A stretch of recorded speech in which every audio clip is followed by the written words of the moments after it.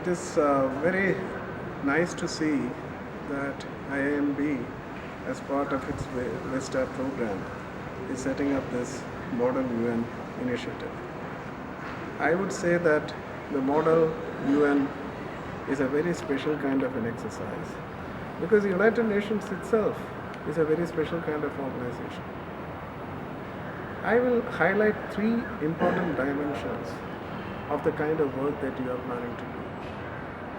The first and simple point that I would like to highlight is don't take the United Nations as an organization which has been there and which will continue to be there like any other organization.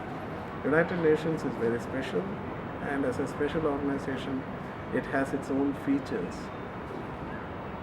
To start with, let me highlight the point that there are very few organizations in the world which say that its members are equal and are symmetrical in their responsibilities and duties. United Nations is just one such organization which proclaims the idea of symmetricity and says that each nation which is its member, it will be treated in the same manner as other nations are.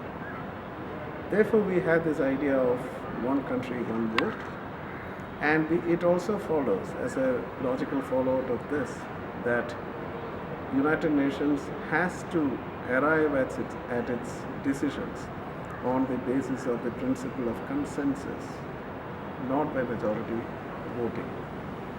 Though technically it is said that one country, one vote is the principle of United Nations, which by itself is a great idea. It is a fact that this is very rarely exercised because the effort is to see that member states arrive at a consensus, which means they decide to talk. More fundamentally, they decide to listen. And when that is the state of affairs, to achieve consensus is a huge challenge. Diplomats have to stretch themselves an extra mile to get consensus.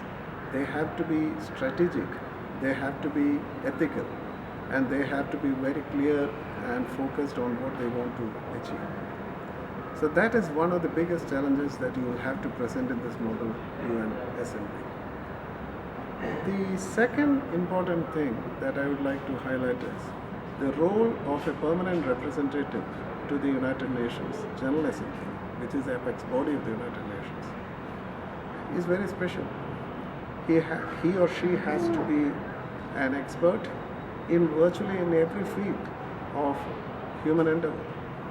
Issues like maintaining global peace, issues like conflict resolution, issues like preservation of and conservation of global commons like climate change, biodiversity, peace, health, all these come in under his jurisdiction. So it requires an enormous bandwidth to deal with the kind of issues that the United Nations has to consider.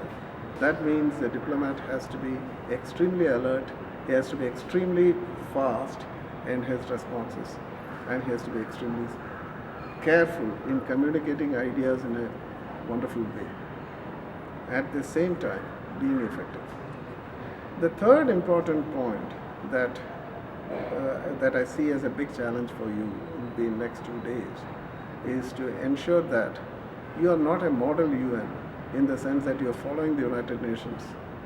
Rather, I would say education institutions with its set of idealistic set of players have to set a model to the real United Nations, and that is where your challenge will be.